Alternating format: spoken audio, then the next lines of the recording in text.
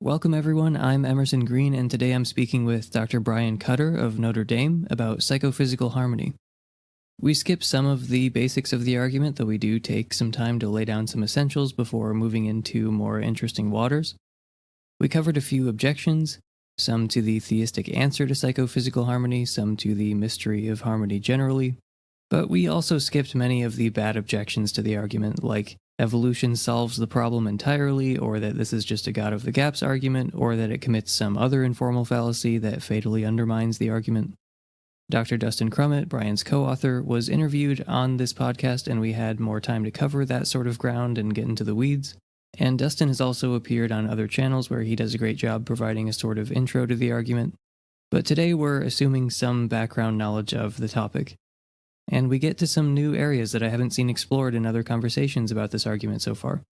We do begin where the argument often begins, with a presentation that assumes epiphenomenalism, before going on to say that this problem that so many people identify with epiphenomenalism is actually a problem even for those who go on to reject epiphenomenalism. We talk about physicalism and the supposed metaphysical impossibility of disharmony, the revenge problem, the path of least resistance, an objection related to divine hiddenness, the underdetermination of the evidence, natural teleology, and spooky naturalism. So let's get to it.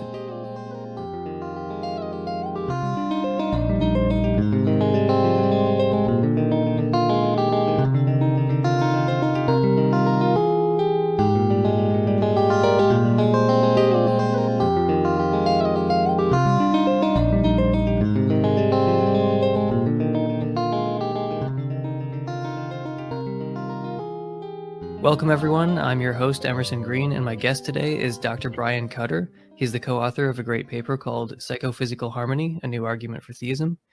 And I interviewed your co-author, Dustin Crummett, a while back. So Dr. Cutter, would you tell us a little about your background and your interests? Yeah, well, first of all, thanks for having me on. It's great to be here. My name's Brian Cutter. I'm an associate professor of philosophy at the University of Notre Dame. I've been here since fall of 2016. My main areas of research are philosophy of mind and metaphysics. I guess I think of philosophy of mind as a sub-branch of metaphysics, but I also do some work in metaphysics outside of philosophy of mind. And I have a strong side interest in philosophy of religion, and the paper you mentioned that I wrote with Dustin Crummett is in philosophy of religion. So let's start with like the big picture. Do you classify this as like a design argument?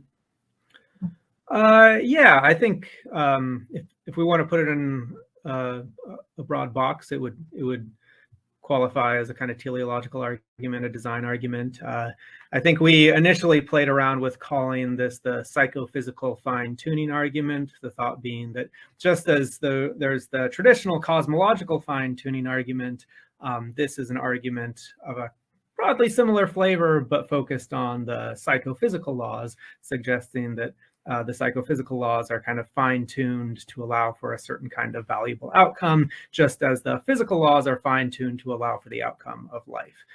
So yeah, I mean, I think it's fair to call this a design argument focused specifically on the psychophysical laws or the relationships between physical states and phenomenal states. Cool. Now, I've always liked design arguments, like even as an atheist, like that's kind of the most interesting part of natural theology to me, way more than like contingency arguments or cosmological arguments. But anyway, so, psychophysical harmony is improbable, like that's at least the contention, and it's very valuable. So we've got this improbable, valuable thing.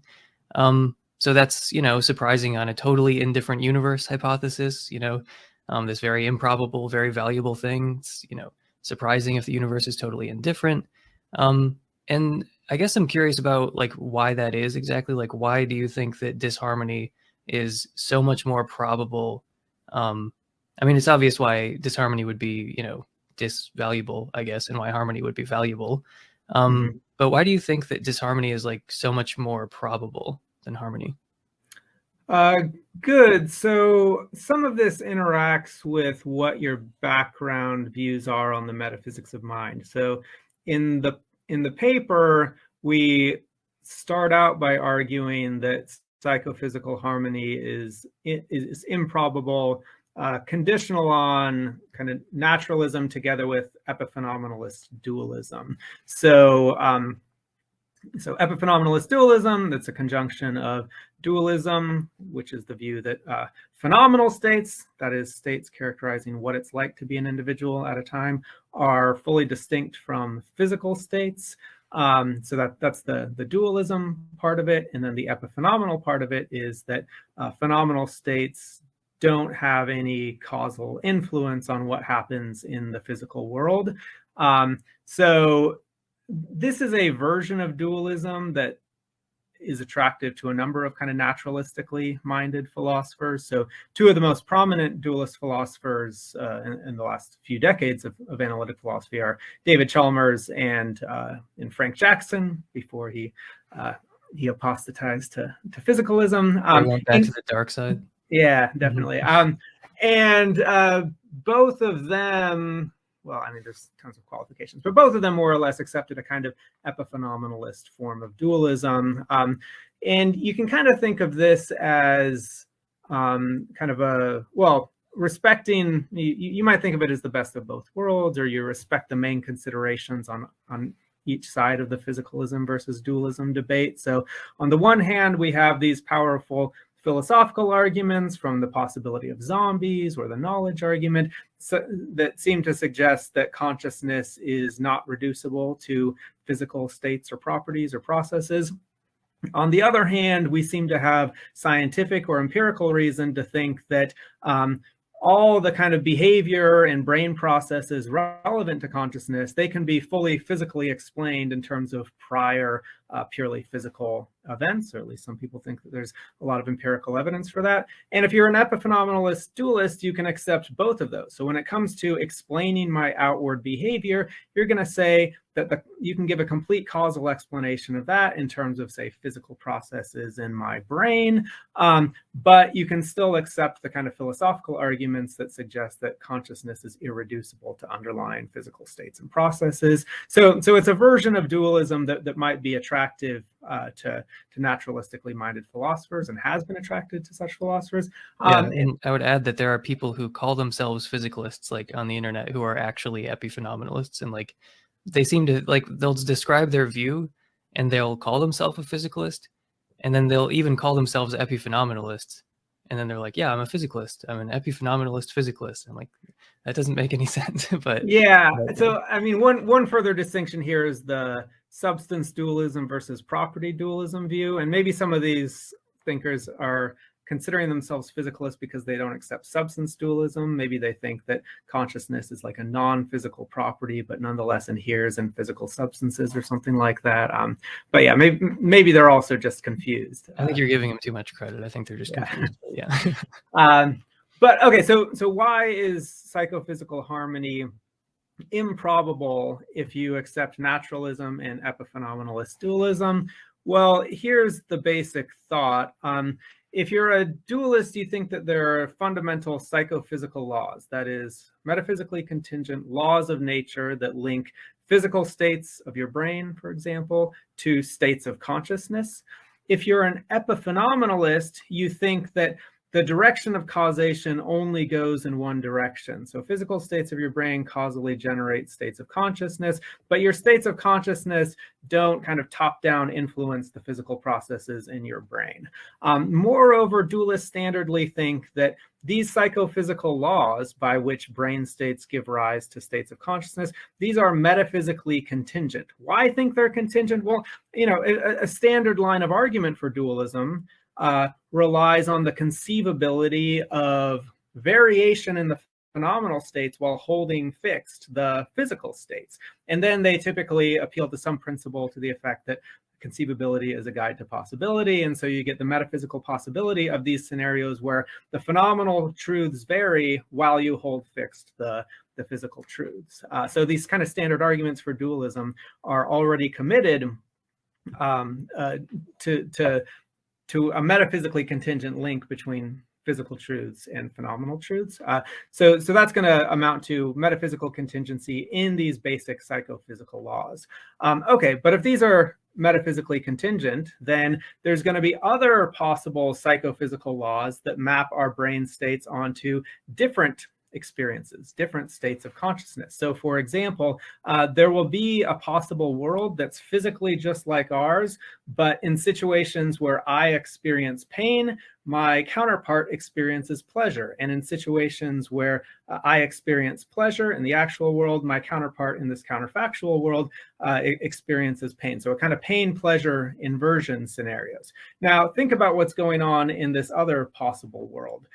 This other guy is systematically pursuing pain, that is a state that he has objective reason to avoid, and he's systematically avoiding pleasure, that is a state that he has objective reason to pursue. So there's a kind of disharmony there.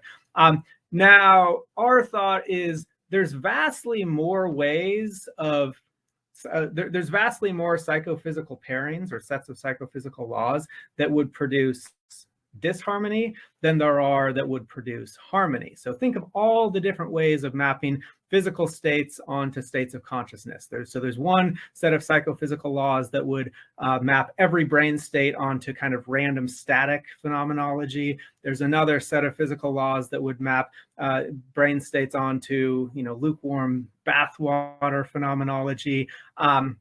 There's psychophysical laws that would produce pain-pleasure inversion, or, in situations where I experience pain gives me kind of like bland gray phenomenology. So the vast majority of these psychophysical laws would not be harmonious in the ways that our psychophysical laws actually are.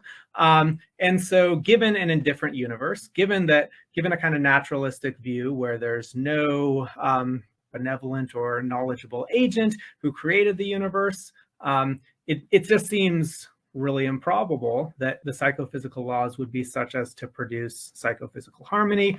By contrast, that seems much more plausible given theism, because given theism, the universe, its basic laws and structures were created by a being of perfect goodness, perfect knowledge, and perfect power. Such a being would have reason to produce psychophysical harmony. Again, here appealing to the value of psychophysical harmony. Psychophysical harmony seems like a necessary condition on having a kind of meaningful, valuable agency. So insofar as psychophysical harmony is a valuable state of affairs, you can see why God would have reason to prefer it, to promote it. And that makes it not wildly improbable, not wildly surprising, given theism, that the psychophysical laws would be harmonious in this way. Right. So the thought is that, really anyone who thinks it's possible for these correlation patterns between like brain states and phenomenal states, anyone who thinks it's possible for these correlation patterns to vary is going to face some version of this problem. And since the vast majority of the probability space is occupied by like disharmonious states, not necessarily like pain, pleasure, inversion, but like correlations that are not rationally appropriate, because that's what harmony is. It's like a correlation pattern that sort of makes sense, or, it's like appropriately matched, I guess. So, Right. Like disharmonious scenarios are far more numerous. They occupy the majority of the probability space, and at least some of them are intrinsically more probable because they're so simple. So yeah, just sheer indifference would not really lead us to expect psychophysical harmony. Yeah, so I think I follow that. It's just, I thought that I could, because you started off talking about epiphenomenalism, and I think a lot of people are familiar with some version of this argument that's like just tailored to epiphenomenalism. Like William James has a famous argument against this, and like that was for a long time like the main reason I like wasn't an epiphenomenalist, other than it's just like very counterintuitive and weird, and it feels like my pain has something to do with me not wanting to do something. Right. Anyway, so I thought I could solve the problem by just being like, well, I believe in mental causation, like I think that my mental states have a causal impact on the world. So that solves this whole, like, I didn't call it like the problem of psychophysical harmony back then, but I thought like, oh, that gets rid of the whole issue. And I think some people still think that. And I've also heard some theists try to answer like, oh, well, that's why there's harmony in God's mind. They just try to introduce some kind of causal impact between mental states and physical states, but that's not really sufficient to explain why there's a harmonious causal relationship, because there could be a causal relationship that's real, but it's a disharmonious one where like you intend to do something and then it, the opposite happens or something like that. So, and I should say that I'm kind of assuming people have seen the interview with Dustin, so we're not really going over like super basic stuff here. So if people are kind of lost, then just feel free to check out the previous interview with your co-author, Dustin Crummett. And Dustin has also done some other interviews recently where I feel like he's kind of sharpened the presentation a little bit. So if you're interested in getting more in the weeds, to the people listening, then definitely check out my previous interview with Dustin. But yeah, he was just on exploring reality and capturing Christianity, and I thought those were really helpful. But just, briefly, we should probably go over just like what is psychophysical harmony and disharmony. But yeah, I really like this analogy from Cameron from Capturing Christianity, which is like a driver in a car. Did you happen to hear this? I listened to some parts of that interview. That sounds vaguely familiar.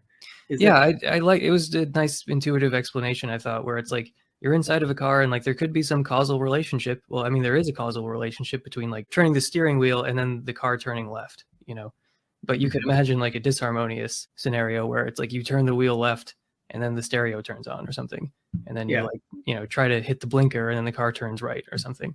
Like there's not this appropriate connection or correlation between what the car does and like the controls inside the car.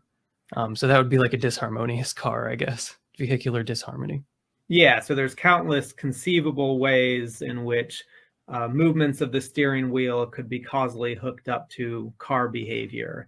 And I guess in this analogy, you could argue that only a small fraction of those would lead to harmonious behavior. So it would still kind of cry out for explanation why the causal links, given that they're there, are there in a particularly harmonious way.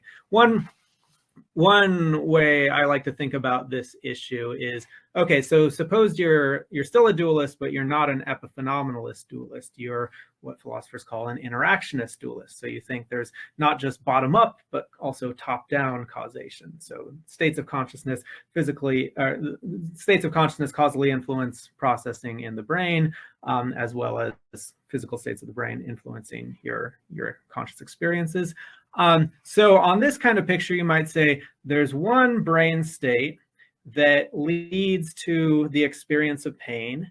And then that experience of pain, given the way the psychophysical laws are, that experience of pain then top-down causally generates avoidance behavior. Okay, so that's an instance of psychophysical harmony. But wait a minute, there's another possible world where that nomological role that pain actually plays is instead played by pleasure. So a certain brain state causally generates pleasure, which then causes avoidance behavior. Now you have pleasure playing the nomological role that's actually played by pain, and that's a disharmonious scenario. So, okay, so what does that case show? That case shows that it's possible to have interactionist dualism together with disharmony. But we can go further and say that actually the vast majority of interactionist dualist schemes would lead to disharmony, because it's not just pleasure that could play that nomological role. You could also have lukewarm bathwater feeling playing that nomological role, or any number of random static experiences playing that nomological role. In all of those other scenarios where other kinds of experience play that nomological role, you get disharmony. And so you can argue kind of on similar grounds that the vast majority of interactionist psychophysical laws will lead to disharmony as well. So as we think of it, the problem doesn't essentially rely on epiphenomenalism at all. It's just kind of convenient for an initial presentation of the puzzle and of the argument to assume epiphenomenalist dualism. Right. Yeah, it took me a while to see that, but I started being convinced that this was like a really, really good argument after I saw like, oh man, like every position in philosophy of mind is going to suffer from some version of this problem, which I guess the footnote to that is except for one, which is really implausible and rejected by almost everyone. But so there is one tiny group of weirdos who deny that like psychophysical disharmony is even conceivable, or that anything, like any sort of variation, is conceivable. That's very bizarre. And I guess we can, if we had more time, I would love to just go down every like philosophy of mind rabbit hole here. But so most physicalists will say that something like philosophical zombies or like color inversion or whatever, like, yeah, that's all conceivable, but it's metaphysically impossible. I just want to clarify, like, are there any exceptions to that? Like, that is what physicalists think, right? That like it's metaphysically necessary that the correlation patterns that we observe, like, it's just necessary that those would obtain. Yeah, that basically follows from standard physicalism. Yeah. So, okay, so most will grant that psychophysical harmony is like, or disharmony rather, is conceivable or logical or epistemic possibility or whatever. And I'm not really sure what to say to those who won't, but I keep getting hung up on like this like really weird part of physicalism, like just the weirdness of this view. This particular aspect of it like really struck me a couple weeks ago because I was talking to a physicalist friend about this argument, and I was saying, like, you don't think that disharmony is possible. Like, there's no way that we could have woken up and found ourselves in like a disharmonious universe, because you think that, these things are necessary, and something like, zombies or inversions or any kind of disharmony or whatever, it's just all like literally not possible. Like, it's metaphysically impossible. Even God couldn't have created a disharmonious world or like a color inversion world or something. Mm-hmm. And I was like, so you don't even think it's possible? Why would you be that bothered by this problem? And he was convinced by your guys' like reasoning, like, oh, well, you still have this inference from like subjective probability and everything, and like that's kind of enough to make the argument work. And we'll go through that chain of reasoning here in a moment, because I do see that. But then I'm kind of two minds on this, where it does seem like if you think disharmony is not even possible, like it's metaphysically impossible, it makes me think like, well, why would you worry about it? But I'm trying to get to that question that I just asked you, but I keep tripping over the weirdness of believing that disharmony is metaphysically impossible, and that like even God couldn't have created a disharmonious world if he wanted to. So the weirdness of physicalism aside, if you thought that it was metaphysically impossible for there to be disharmony, like, why would you still be bothered by this problem? Good. So the move we make in the paper, and this is a subtler part of the argument than the part that relies on the assumption of epiphenomenalist dualism. But here's the basic idea. The thought is, the argument as we give it is a Bayesian argument that relies on epistemic probabilities distributed across epistemic possibilities. And because we're only dealing with epistemic probabilities and epistemic possibilities, it really doesn't matter what your views are on metaphysical modality. It really doesn't matter what your views are on the metaphysical modal status of these psychophysical correlations, because as long as you're not one of these type A materialists, the type that thinks that these variations aren't even conceivable, as long as you think that there's an epistemic possibility wherein the physical truths are held fixed, but you vary the phenomenal, then there's still going to be epistemic possibilities that are disharmonious. And we could ask, what should our kind of a priori credence distribution be over all of these epistemic possibilities?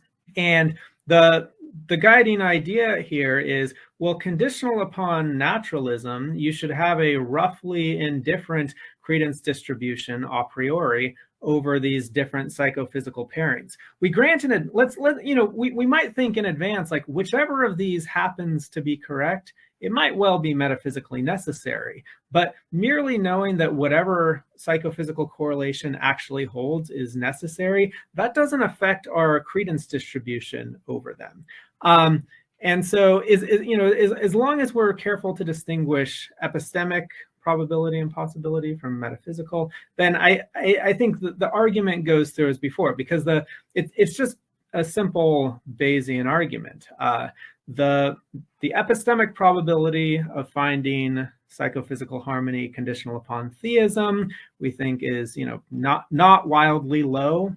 The epistemic probability of psychophysical harmony on atheism, or basically naturalism is what our real target is here, is wildly low. And so, comparatively speaking, it's just much more likely on theism, epistemically speaking, than it is on atheism that we would find psychophysical harmony. And that's true if you kind of think in advance that whatever whatever psychophysical patterns happen to hold may well hold of metaphysical necessity. So here's an analogy.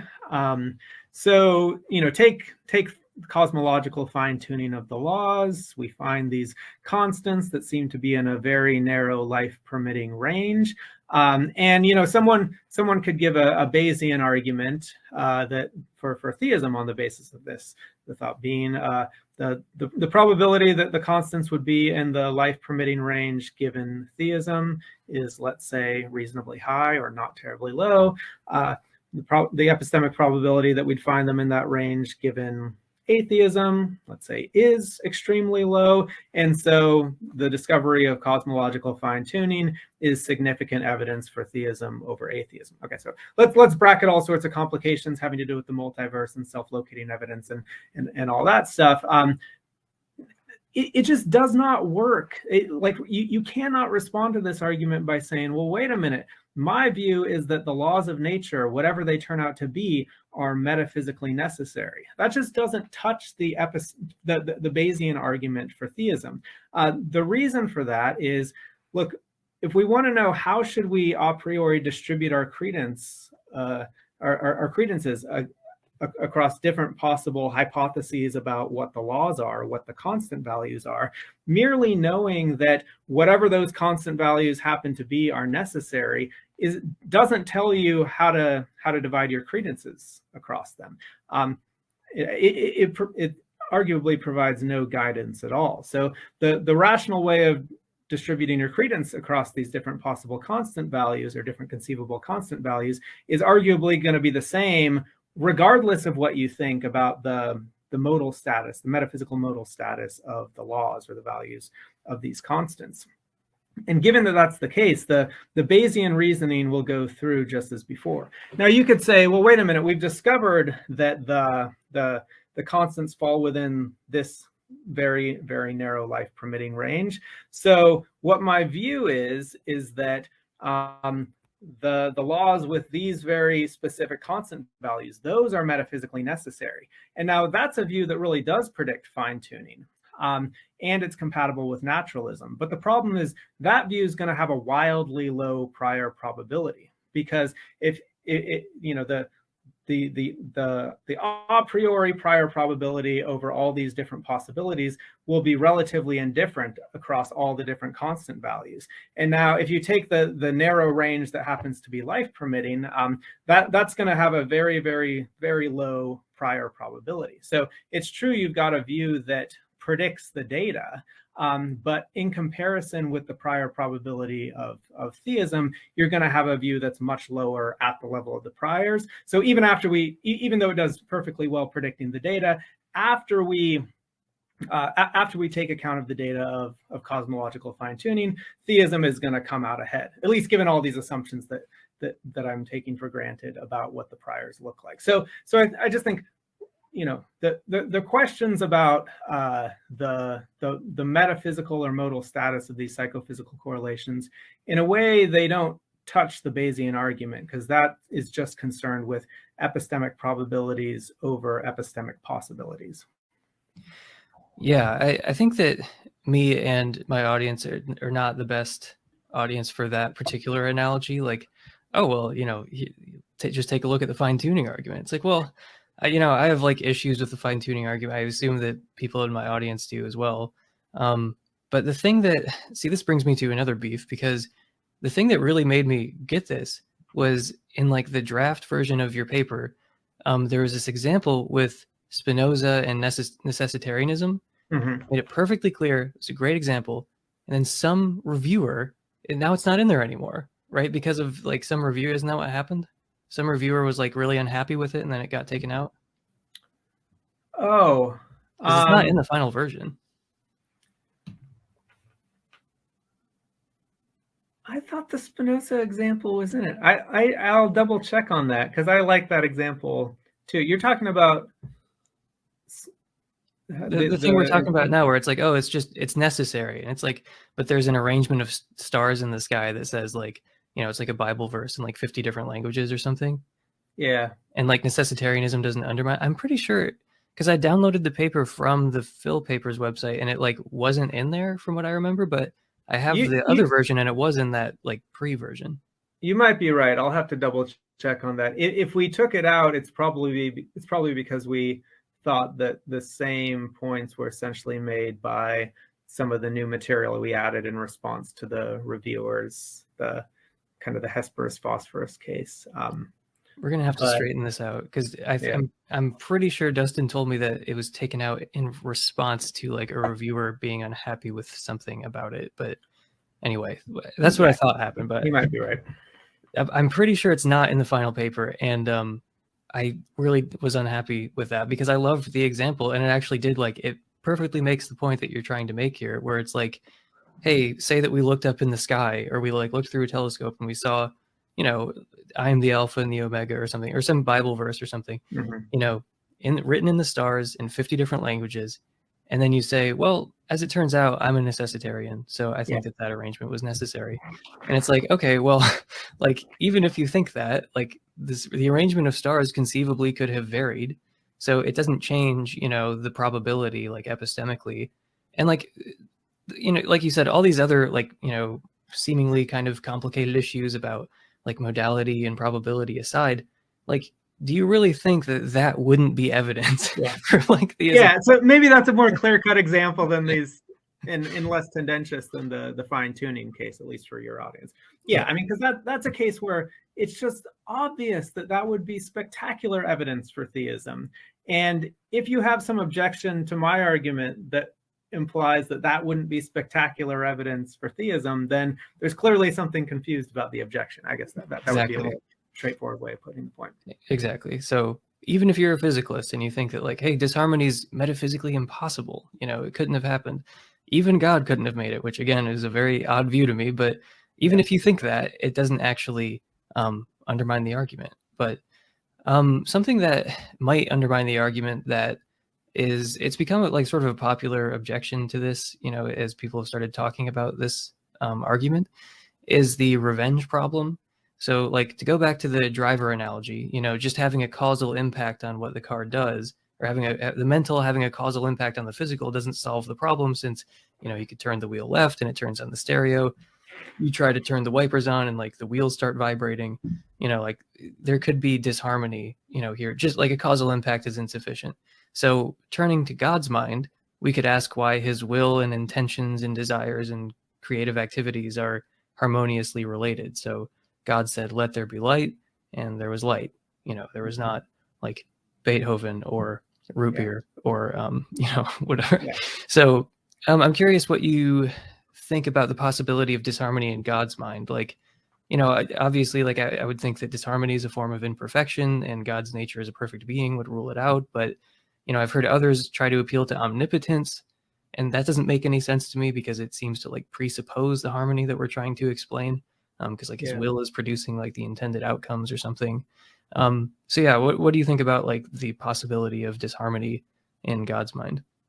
Yeah, good. So first thing I'll say, just by way of caveat, is I haven't thought a ton about this issue. I mean, I'm aware that it's been raised out there. It's funny that you described this as one of the popular objections to the argument. I mean, the paper's not even published yet, but I guess that it has generated a bit of discussion, and Dustin has discussed it in a number of venues. So I'm glad that it's discussed enough that there even are popular objections to it. And yeah, it's a natural line of objection, just because the hypothesis of theism is a hypothesis that entails that there is a certain kind of mind at the foundation of reality, and then when you spell out the details, it would seem to imply that that's a mind that exhibits psychophysical harmony of some kind. And if we're thinking, look, where and when we find psychophysical harmony, that calls out for explanation. Our explanation is God, but then what would explain the psychophysical harmony within the divine mind? So yeah, so that's an interesting line of response. I guess my initial thought is this might be a reason why it's a good thing that we argued in a kind of Bayesian way rather than as an inference to the best explanation. So let me kind of explain that. So there's a variation on our argument that we could have given. This is not the way we actually presented the argument, but it would be a natural variant, which says psychophysical harmony, it's special, it's valuable, absent some kind of explanation, it seems really improbable. So it cries out for explanation. It's not the sort of thing that we should just leave as a brute, unexplained fact. What's the explanation? And then we could argue that God provides the best explanation. That's not how we argued. Instead, we gave a Bayesian argument. We said, the epistemic probability of psychophysical harmony conditional on theism is much, much higher than the probability of psychophysical harmony conditional upon naturalism. Therefore, we have some Bayesian evidence for theism over naturalism. And then part of our presentation of the Bayesian argument was that theism is not intrinsically extremely improbable. Because, I mean, if theism were intrinsically very, very, very improbable, then even if it does a good job predicting the data of psychophysical harmony, it still could be that we shouldn't take it seriously at the end of the day. And so, there's a couple paragraphs where we argue that no, theism is intrinsically not wildly improbable. Now, I'm kind of thinking that should be enough to stave off this particular worry. So I guess my thought is, look, we've argued that there's a hypothesis, namely theism, that's reasonably intrinsically probable, and then it gets a probability boost from predicting this data of psychophysical harmony within the natural world. And now you say, well, look, your hypothesis implies that there's a God whose mind exhibits psychophysical harmony, but I mean that seems like it's neither here nor there. I mean, if we're right about everything we've said, then theism, that's intrinsically reasonably probable. It's made more probable by this data. It entails that, and this goes to your point, that if God is a perfect being, then and psychophysical disharmony is a form of imperfection, then psychophysical disharmony within the divine mind would just be ruled out by the very hypothesis of theism. We've argued that there's a good case for a proposition that entails that there's no disharmony within the divine mind. That's why we think there's no disharmony within the divine mind. You could say that's an explanation for why there's no disharmony within God's mind. I'm not really sure what the rules are for when an argument counts as an explanation. That can be a little bit murky, a little bit obscure. I guess if you put it in explanatory terms, you would say there's the divine essence, which includes the fact that God has all perfections, or God is absolutely perfect, or something along those lines. And then perfection entails the lack of disharmony. That feels to me pretty empty as an explanation, but I would prefer to put the point in kind of explanation neutral terms. I mean, when you formulate everything in Bayesian terms, you don't need to say like which facts cry out for explanation and what counts as a good explanation and which facts it's okay to leave unexplained. I find all those notions just kind of very hard to grapple with. I never know what the rules should be, whereas framing some of these arguments in Bayesian terms, it seems to me to cut through a lot of those difficulties. I see. So just so I understand, in the Bayesian framework, you can kind of just stipulate that we're comparing X and Y models, and that's just what it means to have, this particular theistic model. Like, disharmony is just to say that we're not talking about perfect being theism or whatever, or, even, I don't even know if you'd have to say perfect being theism, but like, really just like any kind of theism. Once you're talking about theism, then, there is no disharmony. Like that's just entailed by the fact that you're talking about theism. So is that sort of what's going on here? Like you've got these two models that you're comparing, and like it's just contrary to the model that you're talking about? Yeah, so it's a bit like that. I mean, I don't want to issue any rules about how to use the word theism. The way we use the word theism is, just the hypothesis that there's a being of perfect power, goodness, and knowledge. And theism understood in that way does seem to entail the absence of psychophysical disharmony. Right. So, I mean, maybe you could use it in a different way where psychophysical disharmony was left open. And yeah, our claim was just that theism, understood in the way that we stipulatively define it, is reasonably intrinsically probable, and psychophysical harmony is significant evidence for it. And maybe there's, so, you could ask why, given that there's a perfect being, then that entails that there's no disharmony. But why is there a perfect being? That's something that I think probably just doesn't have an explanation. Explanation needs to end somewhere. I suspect the theist should say that the fact that should be taken as brute is that there's a being with all perfections, or that there's a perfect being, or something along those lines. Every view, or most views, are going to have to take some fact as brute. That seems like a reasonably plausible fact to take as brute, because it seems intrinsically reasonably probable and predicts the kind of data about the kind of world we live in empirically reasonably well. There's going to be some brute existent in reality, or at least, yeah, that seems plausible. The question is the nature of that brute existent. Is it something godlike? Is it something like the physical universe? Is it something altogether different from either of those two things?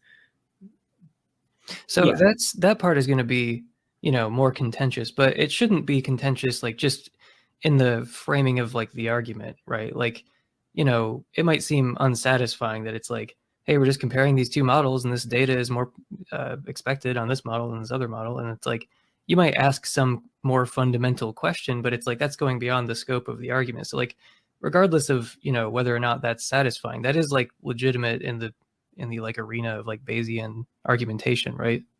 Yeah, yeah, that's right. But regardless of the rules of, like, theory comparison or Bayesian probability weighing or what have you, like, I mean, it seems like anyone would want a deeper explanation of harmony in the divine mind. So, I mean, do you think there's any way that we could reason our way to harmony in God's mind in a way that doesn't, like, consequently remove the mystery of psychophysical harmony in general? Well, do you think there's anything wrong with just saying that God's essence is to be perfect, or to have all perfections, and that entails, that entails no defects? Psychophysical disharmony would be a defect. That's the explanation for it. I mean, I totally accept that some things are just going to be brute, but I similarly don't know what the rules are for what cries out for explanation or doesn't. But, like, some things about God, like, I just don't really see how it's like, oh, this is a good place to end. It's like, no, I would like an explanation of that, like, if possible. It seems like, arguably any candidate for, like, where explanation comes to an end is going to seem weird. But it does seem like some places are weirder than others, or, like, less plausible than others. And I feel like someone who's more optimistic, like, they might try to argue from, like, some really neutral basic principles all the way to perfection. So, like, maybe you could start with, like, some PSR type principle and then get to a necessary being, argue from, like, arbitrary limits and be like, oh, well, this shouldn't have any arbitrary limitations, so it needs to be a necessary being of, like, unlimited power or something. And you can make Swinburne's argument, like, oh, omnipotence entails some of these other divine attributes, including perfection, maybe. So you could start with, like, sort of neutral explanatory principles or something, or like a PSR type thing. And then you could potentially move all the way to perfection. And then it's like, look, I've got a deeper explanation of perfection, and perfection entails no disharmony. So, like, it doesn't have to be the place where explanation comes to an end. You could, it's going to be contentious. Every step of that is going to be, like, difficult, but as long as it is, like, reasonable, then you could say, like, oh, theists are a little better off with, like, the revenge problem. We don't just posit, like, brute perfection or something. It's like, no, there is a deeper explanation of perfection, whereas, like, the naturalist the non-theist, is going to have to either posit some kind of harmony as brute, or whatever explains harmony, like, natural teleology, like, okay, there's the brute fact, like, there's where it ends. No. Yeah, so I'm sympathetic to a lot of these moves. I mean, you were referencing some of the moves that Swinburne makes and the desirability of not having arbitrary limits. And I mean, I find those arguments reasonably powerful, but it's often unclear whether they're giving explanations for why God has these attributes, rather than merely just reasons to think that the fundamental being would have these attributes. And it's often just very obscure what the order of explanation is, or the direction of explanatory priority. So take these arguments that suggest, okay, we've done our stage one argument, or stage one cosmological argument. So we've got that there's some necessary causally efficacious being, and now we want to argue, okay, well, if it's a necessary being and it has its attributes necessarily, well, the realm of the necessary is the realm of the non-arbitrary. So we shouldn't have arbitrary limits in the features of this entity, and we know that it has some power because it's kind of like the causal source of everything else, and so that gives us reason to think that it has unlimited power. So now we have something like omnipotence, and then there's these arguments like, well, in order to be omnipotent, you've got to be omniscient. You got to know lots of stuff, because if you don't know what the effects of your actions are, you don't have perfect control, you don't have full omnipotence. And so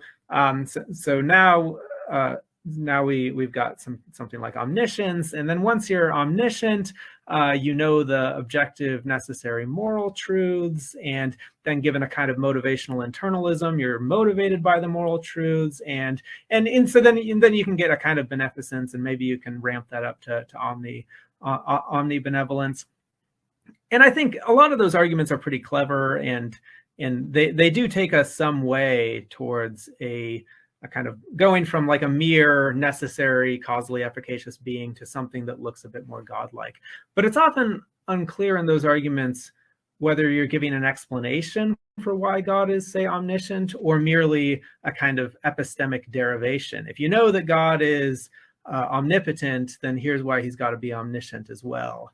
I'm not saying that there's not an explanation there. I find explanatory notions kind of hard to get a grip on, especially in these really fundamental domains. Yeah, and I mean, just to be clear, I would be pretty skeptical of like each one of those steps. I'm just trying to imagine like a pathway where theists could have some kind of explanation of harmony in the divine mind, or something, just other than, something other than just saying like, oh, it's just a brute fact. Like, maybe some ambitious theist could try to juice up either like every one of those little steps. I don't know. Like I said, I'm pretty skeptical of each of those steps, but I don't know. Yeah. I was putting my theist hat on and trying to be like, how might I answer this? Yeah. So as I've said, it's not an issue I've given a huge amount of thought to. I'm probably unaware of most of the discussions of this issue that exist on the internet. It's something I'll think about more, and maybe I'll talk with Dustin about it. And if we think of something worthwhile to say, maybe we'll write a successor paper trying to address the revenge problem. I think it's definitely something worth thinking about and potentially writing about. I know he hates this objection because he thinks it's like it just trivially follows from theism that there's no disharmony. It's like, yeah, I can see that, but then someone might just be like, haven't you just, pushed it one step back? Like, how do you explain, if harmony is this great mystery, it seems kind of arbitrary to be like, well, it's a great mystery here, but like not there. And I think he does have some kind of explanation for like, well, there's a difference. Like it's more intrinsically probable in God's mind than it is in like human minds, or something like that along those lines. Yeah, this again, I think is the advantage of the Bayesian formulation, because we would get in trouble if we wanted to say, wherever there's psychophysical harmony, it needs to be explained by something else. Then there's a revenge problem or a regress problem. I see. So that's why the inference of the best explanation thing would kind of be problematic there, because you'd be invoking what you just said, like, oh, wherever there's psychophysical harmony, it cries out for an explanation. But that's not really what you're defending. Yeah, I mean, that's at least not how we formulate the argument. Just like a cosmological argument that says everything has a cause is going to invite the response, okay, but what caused God? But not every formulation of the cosmological argument will invite that response. It just depends on how it's formulated.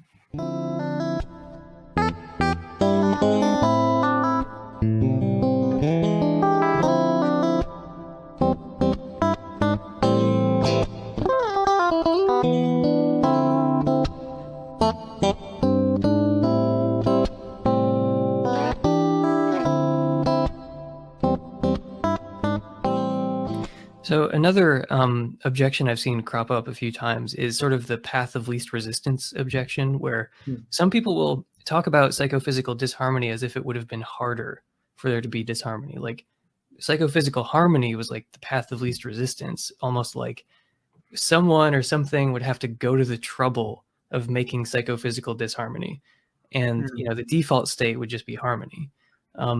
So like what, I mean, it's not super well defined, but like, what do you think about this reaction to psychophysical harmony that would be like, it's just easier for there to be harmony? I guess I find it a little bit hard to understand. I mean, if we're looking at all of these metaphysical possibilities, a few of them satisfy psychophysical harmony. Most of them don't on some, very natural measure over this space of possibilities. And someone's saying that it was easier to find ourselves in this small set of worlds where psychophysical harmony obtains.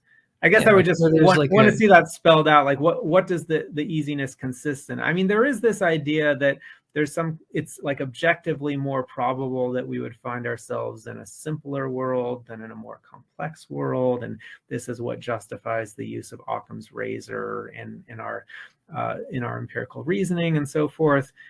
And maybe that's right. I mean, I'm sympathetic to that idea, but we argue in the paper that, well, it's not just that most of the sets of psychophysical laws would be disharmonious. It seems like the simplest psychophysical laws would be disharmonious. So here there needs to be some sense in which like it's easier for a certain world to be actualized where that doesn't track mere simplicity of the laws. Yeah, I mean, like what you try to argue in the paper is like, hey, disharmony is intrinsically more probable because it's simpler and like it occupies like almost all the probability space. So it's the exact opposite. Like someone or something has to go to the trouble of making psychophysical harmony. Yeah. But I think that it's just so natural to think that like, well, yeah, there's a rationally appropriate matching between our physical states and our phenomenal states, because why wouldn't there be? Like something would have to go in and intervene and be like, no, now it's disharmonious. So I don't know what it is in me and in other people that like, yeah, it seems it's almost weird to be puzzled by psychophysical harmony, I think, is the objection, because it's like, oh, it's the default state. Of course, there's a rationally appropriate matching between these things, but I don't know. It seems like I said, that they're appealing to some sort of like path of least resistance, and they're saying this is it. But I feel like that's where the work is, because you're not denying that, you're not like denying the path of least resistance is some like vague principle. You're like, no, it's just the path of least resistance is like disharmony. Yeah, I guess that's how I would think of it. Yeah, the path of least resistance is the path that corresponds to the vast majority of possible laws, maybe giving some weight to the simpler laws than the more complex laws. That's what I would think we would get absent special intervention. I mean, there's a way in which, like, well, maybe you think there's some fundamental force of reality biasing the universe towards rationally appropriate matches between phenomenal and physical states. Now, if you don't want to think of God as playing the role of that biasing force, then the view looks a little bit like kind of John Leslie style axiarchism, where it's a kind of fundamental explanatory principle that things are the way they are because it's good that they be that way. That's a vision of reality that sometimes I find coherent. And if that's your vision of reality, then I think you've vindicated the idea that that the path of least resistance is a path leading to psychophysical harmony. But that's one of the views we call theism adjacent. And in the paper, we just say we're not concerned to argue for theism over and above these theism adjacent views, like John Leslie's axiarchism or like Thomas Nagel's kind of teleological view of the natural laws. These are all in the kind of anti-naturalist camp that we treat as kind of on our team for the purposes of the argument. Of course, at the end of the day, if you're convinced that naturalism is false on the basis of our argument, then we're going to want to fight it out. Like, okay, is it theism or is it axiarchism or is it one of these other views? And that's just a further debate to be had. Yeah, and I'm happy to adopt your guys's like stipulative use of naturalism there. Like, even though I do kind of consider myself a naturalist, it's just like I have a much more like liberal, inclusive like view of naturalism, where I do adopt these like kind of spooky-ish positions like Nagel's natural teleology, but I'm still just happy to think of myself as a naturalist. But yeah, I mean, I'm totally with like what you guys call, what do you call it again? Like the more standard forms of naturalism or something along those lines in the paper. I think we say standard naturalism. Yeah, I mean, people roughly know what you're talking about. It's like, yeah, I didn't believe that anyway, honestly. So I'm with one of these theism adjacent hypotheses, which I don't feel very theism adjacent, but apparently that's the the view that I hold. But I mean, relative to, I don't know, the sociological breakdown of analytic philosophy, there's not a lot of people in the kind of Nagel zone where you reject theism, but you don't accept what we're calling standard naturalism. No, I live in the Nagel zone. But yeah, so I wish we could keep talking about that. And for anyone who wants to see that pursued, you talked about this with Philip Goff recently, and I loved that conversation. Yeah, he's in the Nagel zone too. He also lives in the Nagel zone. Yeah, but you guys had a great conversation about that, and I'm hosting a conversation between Dustin and Philip about this exact issue about like, okay, so psychophysical harmony, like everyone here agrees this is a good argument, but like you say in the paper, the data is kind of underdetermined. Like it's equally supportive of like multiple hypotheses, so we have to decide between those on other grounds.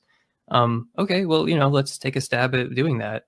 And I would love to have you on again too to do the same thing, because like, this is ultimately where it goes for me, where I'm just like, okay, I have to decide between, this like, handful of views that do a good job of explaining psychophysical harmony. I was already kind of in this camp anyway of like natural teleology and stuff.